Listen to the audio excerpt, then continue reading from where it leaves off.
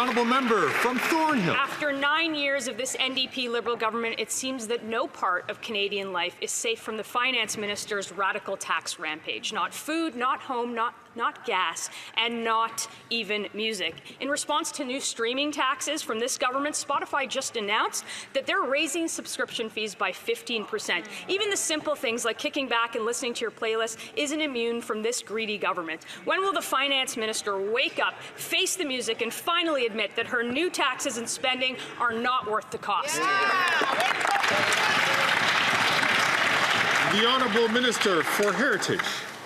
Mr. Speaker, the Conservatives once again are making the talking points of platforms that are making millions in Canada, and they have done so for years.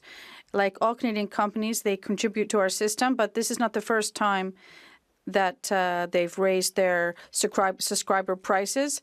This time, when it comes to helping our Canadian artists, the Conservatives speak out against it. So, Mr. Speaker, I'm not really surprised, once again, that they're in the pockets of these digital giants. The Honourable member from Thornhill.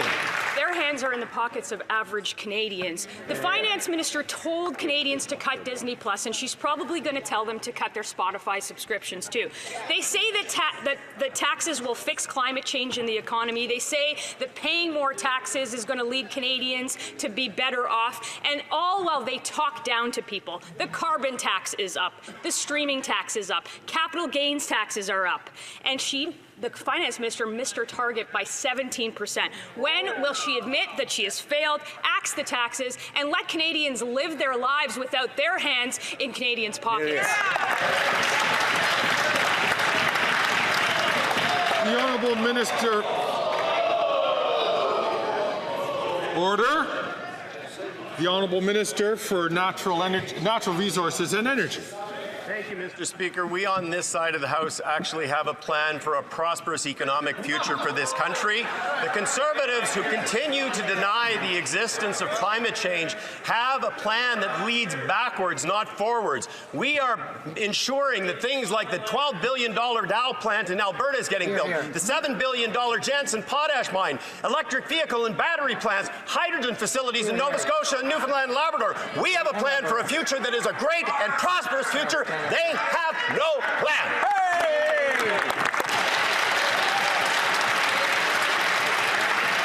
The Honourable Member for Foothills. Here are the consequences of the NDP Liberal plan. A new report shows that 35% of Alberta families are skipping meals because of high food costs. And yet, the Liberals and NDP tell Canadians they've never had it so good.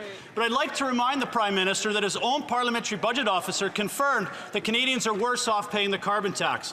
In fact, when the NDP Liberals quadruple the carbon tax, it will cost Alberta families $2,000 a year. Will the NDP Liberals just finally admit their carbon tax is a scam and call a carbon tax election? The Honourable Minister for Families, Children and Social Development. On this side of the House, Mr. Speaker, we continue to fight for Canadian families. How do we do that, Mr. Speaker? One way is the Canada Child Benefit, Mr. Speaker. Families with children under the age of 6 can receive almost $7,800 each and every year per child, Mr. Speaker. This is tangible support that arrives each and every month to help families afford the basics or whatever their child needs. This is how we fight on this side for Canadian families, Mr. Speaker. The Honourable Member from Foothills. I'd like to give the Minister some actual facts of what real Canadian families are facing. Fact, 35% of Alberta families are skipping meals because of high food costs. Fact, food bank usage in Mississauga is up 60%. Fact, doctors are warning about scurvy because Canadians can't afford nutritious food. Fact, food inflation in Canada is 37% higher than the United States. Fact, their own parliamentary budget officer admitted and confirmed the carbon tax is all pain, no gain. Fact, the NDP Liberal government can end the pain they're inflicting on Canadians if they call a carbon tax election. Will they do it? The Honourable Minister of Health. Well, Mr. Speaker, cutting a check that low-income Canadians are getting the vast majority of them, over 80%, are getting more than they pay, is not going to fix an issue like scurvy. What's going to fix scurvy is certainly not cutting our health system.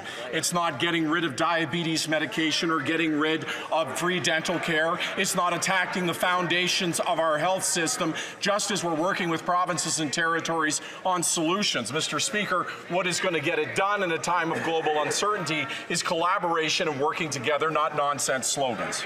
You're here.